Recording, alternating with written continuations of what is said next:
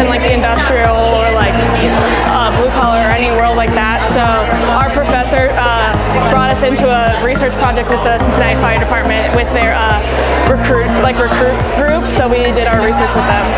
So we chose this research topic. It was a case study actually that one of my group members saw when she was on clinical rotations, and so the case really stood out to us just with how the patient presented and her given symptoms, and then her ultimate diagnosis of cancer that she was given. When I joined this program, I started doing my MRI first, and I've always liked how MRI can give us like clear images, considered non-invasive, and not like any other modality, just like nuclear medicine, where you have like a radiation exposure.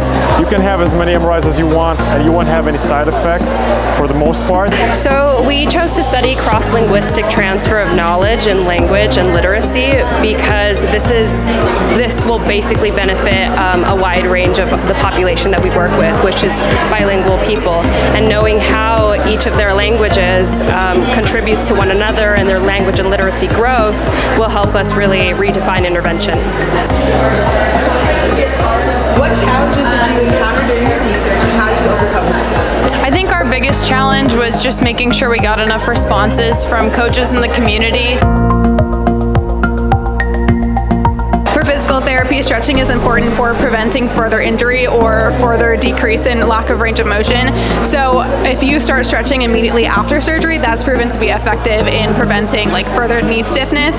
Once your knee gets to a point of stiffness, unfortunately, we determine that stretching isn't an effective treatment. So being able to start the stretching as soon after surgery is a good way to keep our patients up and moving for as long as possible. Yeah, so it's already pretty known that there are things that transfer over different languages, but as speech pathologists, it's important for our efficiency of our treatment, if we're treating bilingual patients or clients, that we understand what they already might understand in English versus what they might not, so that we're more effective with what we're teaching.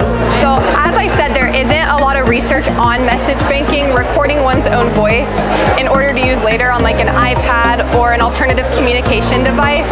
So we really wanted to give people who have ALS the opportunity to use that and get the knowledge out there, because also a lot of speech therapists don't know about that technology, what message banking is themselves. So really helping them to understand what it is so that they can offer it to their clients.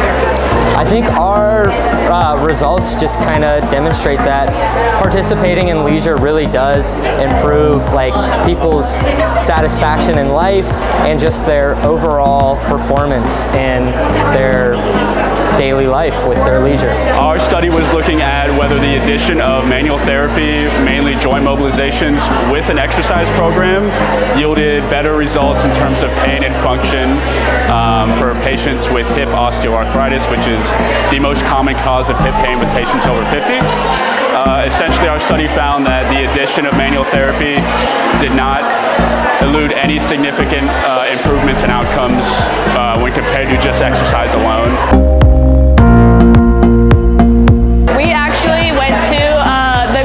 Athletic Training Association conference, and we presented our research there with other students from other schools. I just submitted it to ASHA, so hopefully I'll be presenting it there at ASHA. Practicing clinicians as physical therapists, we are going to have to be doing journal article reviews constantly, especially between patients. If we've encountered something that we haven't seen before, we need to be able to quickly and efficiently review research to determine the best course of action, especially if there's like an underlying diagnosis, something that we're not really familiar with. I think it kind of just made me open the door to what research is. I never have done research before. I didn't do it in undergrad, so this is a learning curve for me to just kind of see what if I had an interest in. It was really fun. Glad I did it. For my externship, it's going to be huge just having this knowledge and advancing my knowledge to contribute back to patients in the future, as well as just interacting with the interdisciplinary team. But it has helped me kind of understand more the patient side of things and be able to connect what I see on my end with what the patient may actually be feeling. Just take a deep breath. It can be a little overwhelming, but you can do it. Try to do something that's going to challenge yourself, because this is the last time that you're going to be doing something like this before you get into the field. Start early when you have a research. Always talk to your classmates.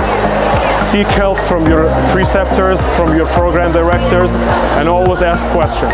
Keeping just a good mindset, and when things get tough, make sure to seek out the right support. Start the process early. There's lots of material to shift through, and have a good group of teammates to work with so you can bounce ideas off of. Having them pick something that they actually want to find something out about.